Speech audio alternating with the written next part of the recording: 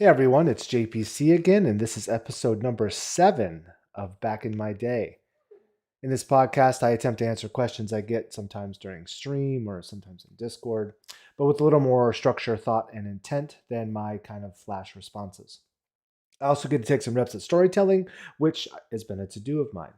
If you're enjoying the content, please like, comment, subscribe. It helps me out a lot and gives me a little virtual pat on the back. Also, if you have any questions or comments, feel free to leave them below. I'd love to hear from you, and thank you for watching. All right, let's roll that intro.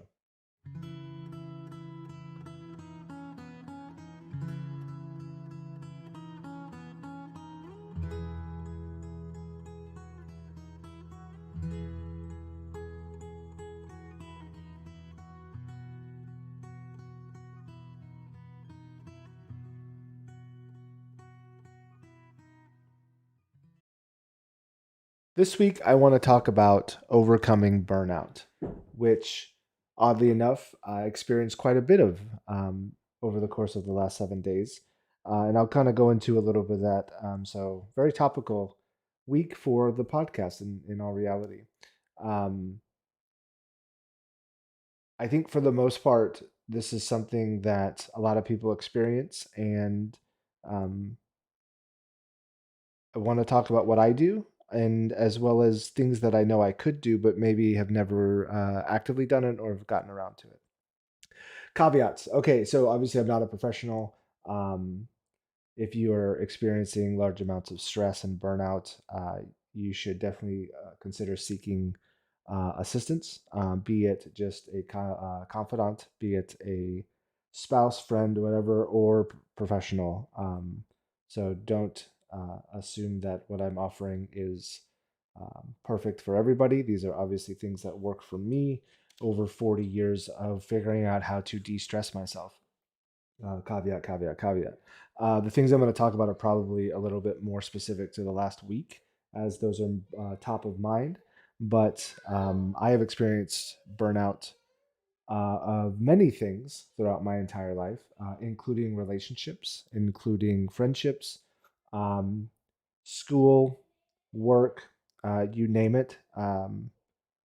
It's been experienced, and these things have worked for me, and it's okay to accept that you're burnt out. Let's talk about initially what is burnout. I like to kind of compare two things, right? It's physical and emotional, and sometimes you can have them both at the same time.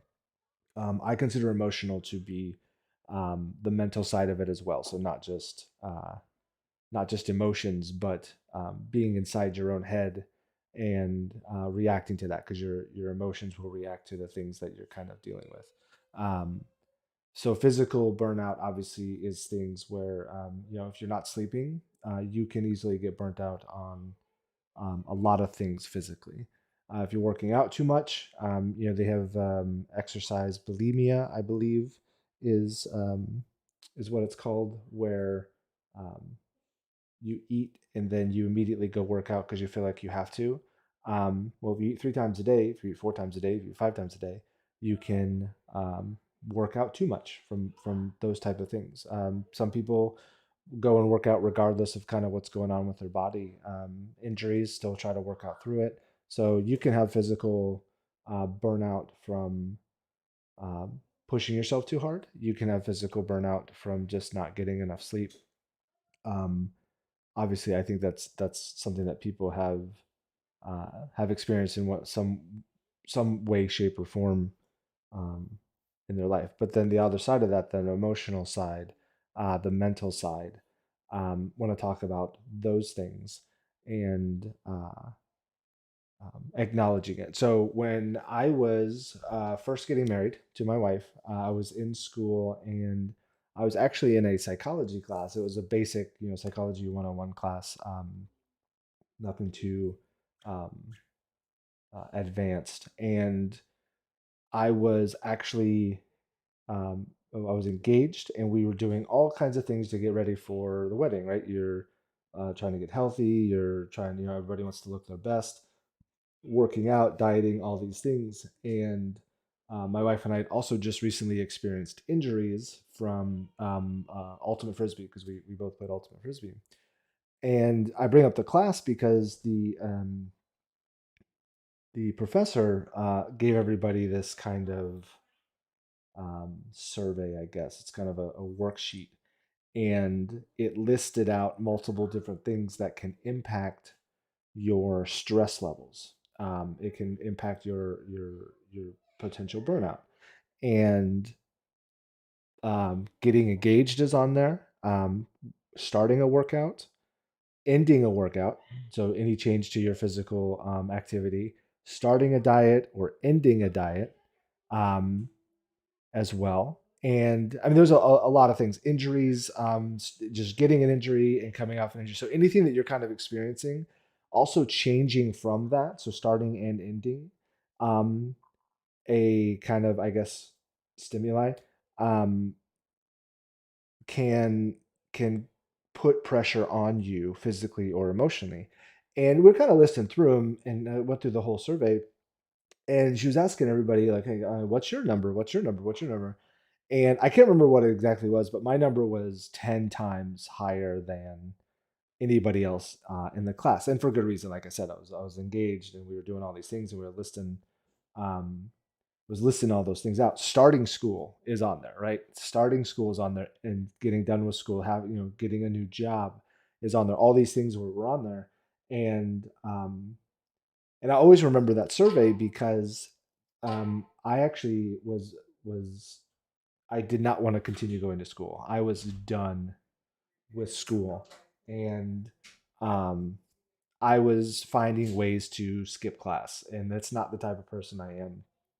And when she kind of brought that up, and we kind of acknowledged that, um, acknowledging that it's not the school that you're tired of, that it's something else, makes it easier to continue to do it or to power through it, or to find a way to take a break if you need one, which I'll kind of talk about that later.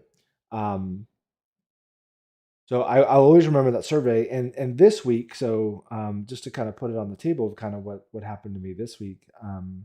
So my wife, my son, and my daughter all tested positive for COVID. My wife and my daughter were the only two that kind of were experiencing the symptoms. But because they tested positive and I had been in the house with them, or been around them, I also had to take. I couldn't go into work, so I was in the house, but I had to be quarantined with them. So it was like a reverse quarantine. They got the house and I got the office, which I'm not too terribly upset about because I like being in the office. But um, it's one of those things that just makes it difficult to do work from home. Anybody who says work from home is great, then they probably don't have kids at home with them, because you can't get your job done and take care of your kids, especially younger kids. You still need to know what your 8-year old and your 5-year old are doing. Um, they can't reach the cups, so you can't tell them to go get their own drinks and things like that. So there's many different things that you still have to be active and present with kids that they're at home. And they were with us for the whole week they were at home.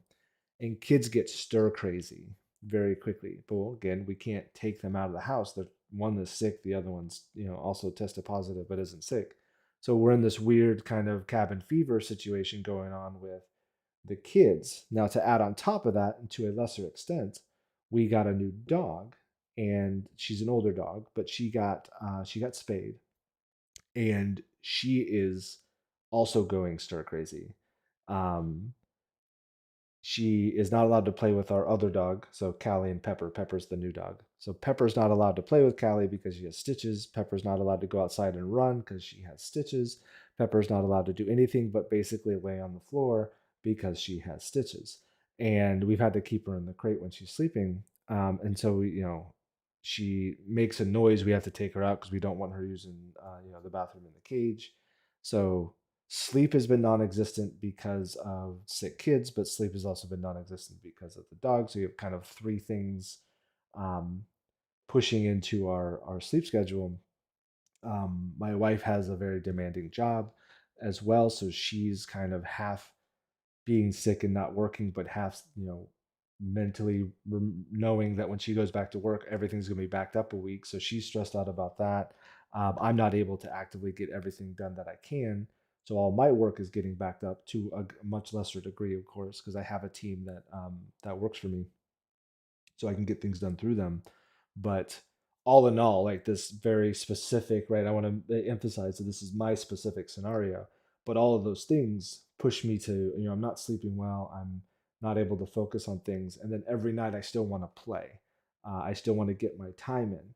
So I'm talking about burnout in general, but I want to talk about how it's impacting my play.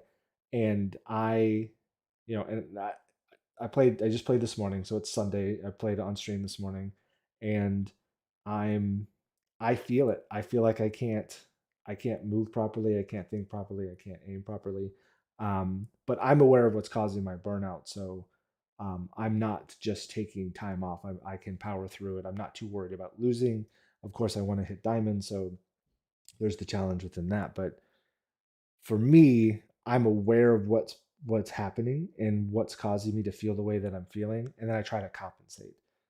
So that's kind of how I'm dealing with those things, but that's my specific burnout, and how the physical can impact the emotional, and the emotional can impact the physical, um, and it kind of all can be encompassing at the end of the day in terms of my burnout. The second thing I want to talk about is kind of trying to acknowledge it, right? And like I said, I kind of know what's going on. So with this second um, uh, point here, what's causing your burnout? And I think it's very important to take a moment and ask yourself, um, what's happening in your life. I go back to that survey. That survey was very important, and I don't know. Maybe I can find it and I'll put it in the description. But don't hesitate to kind of go search like things that impact stress, and you'll be surprised at some of the things that are on there that are in your life and that are impacting you right now. And I think you need to try to find the source of your stress, and then find the impetus to that source. What's driving it? There can be external factors and there can be internal factors, and a lot of times they kind of mix and blend together. Um, so just think about finding ways to acknowledge what's happening. Um, you got exams coming up and you have to study for them. You're going to be stressed until your test is done, regardless if you're actively studying or not. Um, you have a big project at work. It's the same thing. That looming to do on your list will drive stress and pressure, and it's extremely important to acknowledge those things and decide how you want to deal with what is essentially going to impact everything else. And I gotta go back to impact everything else here, because since COVID hit, my wife and I have had to actively remind each other to be a little bit more um, patient with the kids. The stress that happened right when COVID hit, right back in 2020, and then subsequently until kind of school kind of opened back up, um, everything was being piled on. We had to do work. We had to teach the kids, because the kids were either doing something virtually and we had to again sit with them and make sure that it was getting done, or we were doing it ourselves.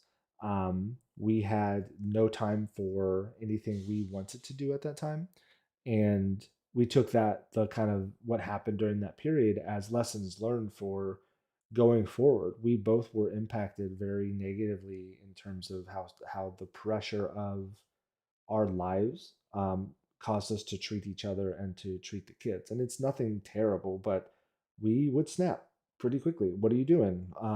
And not in a tone that is beneficial to somebody under the age of 18, probably, right? Like there was um, it was a lash out of kind of not understanding how you're not getting what I need from you.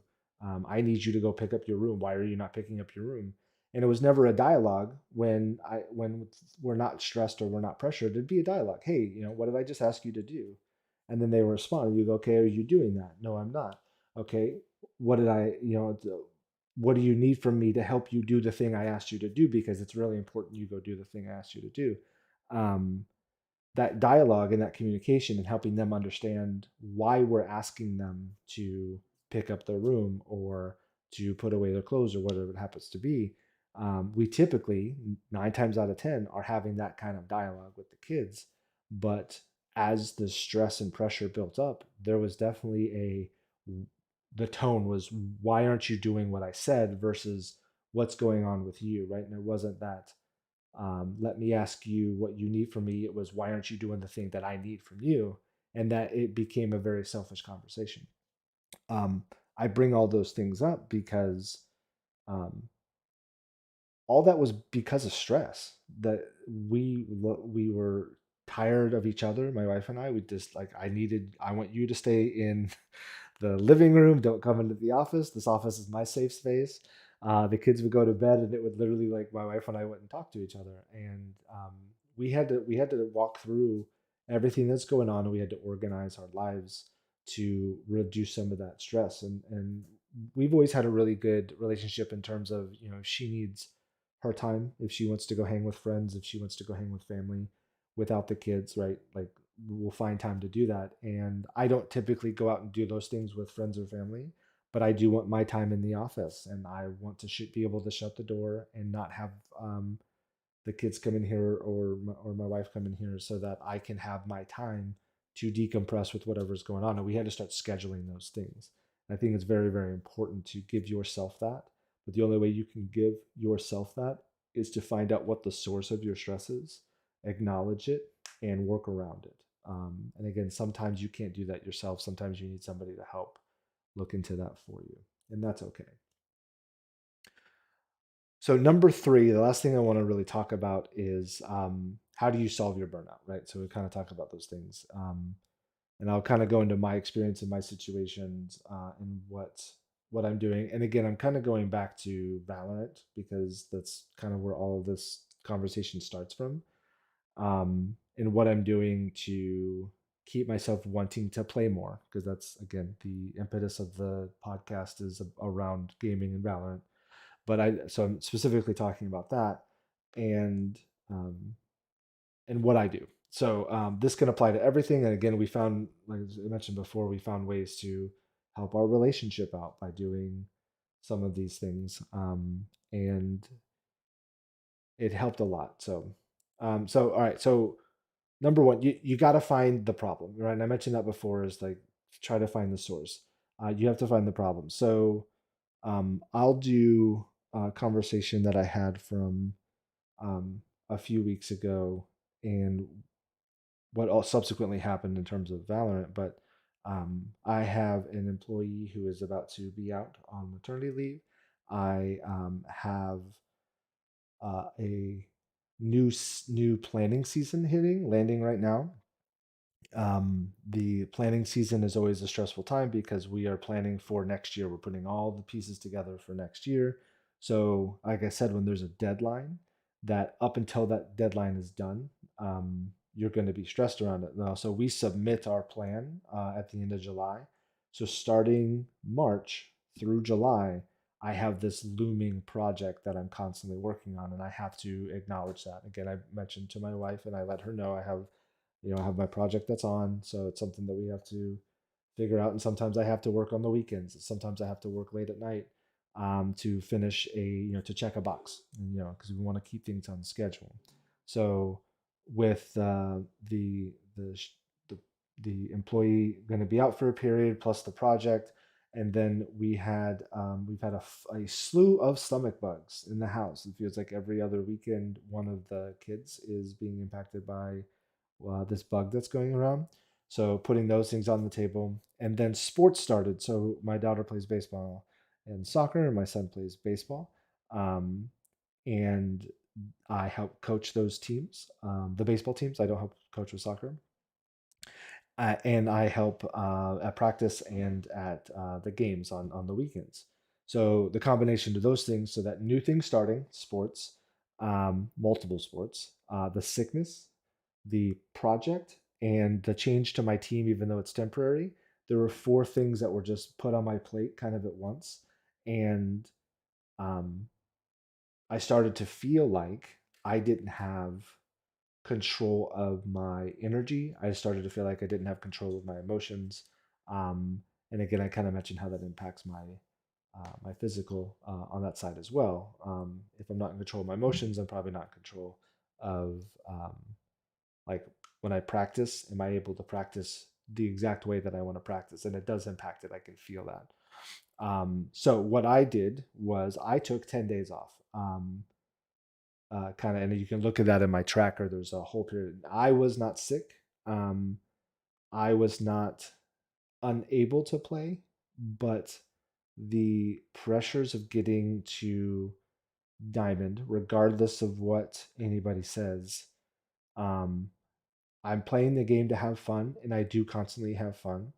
But me trying to get to diamond the first time, even if I derank or whatever around it, hitting diamond the first time is very important to me. It is pressure I put on myself, kind of subconsciously, because I want to prove out what Hujin is doing is viable. And if I can hit diamond, I think that shows a lot of people that it's entirely possible to play 2 games a day, be consistent, and you can get to this, right. This is a successful project, a successful series. And that's my own thing. That's not anybody else's fault, and I have to acknowledge that. Um, I put that on myself. Wahujin has never put that on me. He's always said, as long as it takes, you will get there. It's going to take longer at times, with things going on. So I want to make that very clear that I put that on myself. I really want this to work out because I believe in it. But with all these things going on, I had to take 10 days off. I took time off, and I said I wouldn't play again until things clear out. That means the kids are not being sick. Sports are in a more organized situation. They're not just starting again. Um, the project is a little bit further underway, based off of how I can kind of organize around my team and kind of delegate the things that need to be done. So I needed 10 days to do that. It took me 10 whole days to do that. Um, that was my solution, taking a break. And when I came back, I immediately won like 4 games. I felt physically and mentally and emotionally reset and rested.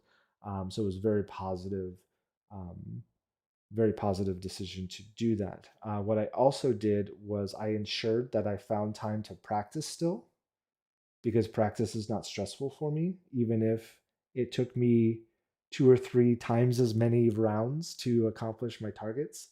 I could do it whenever I wanted to. I could wait till the kids went to bed, and that was my, decompressing, because I'm not worried about winning. I'm not worried about interacting with people. It was just me versus the bots, me versus the DMs, which are very peaceful to me. So I was able to keep those things up. I knew that that was not a source of stress for me, but the comp was obviously, ranked anxiety and things being what it is. So that was my solution to those things. So when all else fails, find a way to take a break that isn't completely cutting things off. I think that taking a week off of work during project time would have been a viable thing as well. We're going on a couple family trips, so I can't really afford to do that. But I have never hesitated to take a day off. Um, that I hear people call them mental health days. I don't know how active that is amongst other companies or whatnot, but mental health days. Um, I think they're very powerful for de-stressors. Fantastic. But the problem with mental health days, with my role, and I think with a lot of people's roles, is the work doesn't usually go away. The work kind of piles up. So you're giving yourself a emotional and physical break. But when you get back, the work is still there. So mentally, you're probably not giving yourself too much of a break, knowing that it's just going to pile up. So find a way to remove that. I cannot take a break from my kids being sick. Right? That's as a parent, that's impossible without putting extra work on my wife, who is also stressed. So we can find ways to balance that, where we take, trade off, trade this way, whatever. You go Tuesday, I go Thursday, type of deal.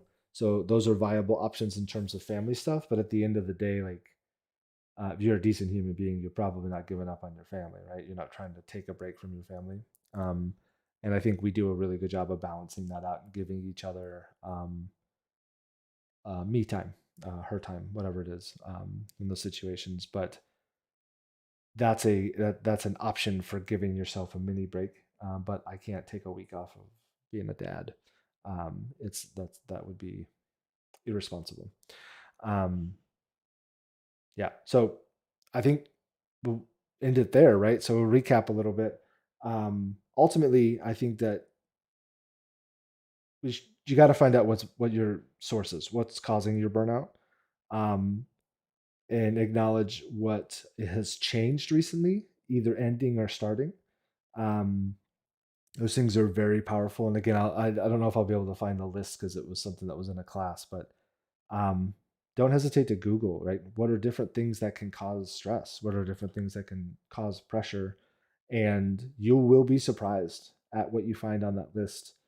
Literally, changing your diet it causes pressure. Ending a diet, success or failure, regardless, it causes pressure. It's a change to your body, and your body physically feels it, regardless if you mentally are aware of it.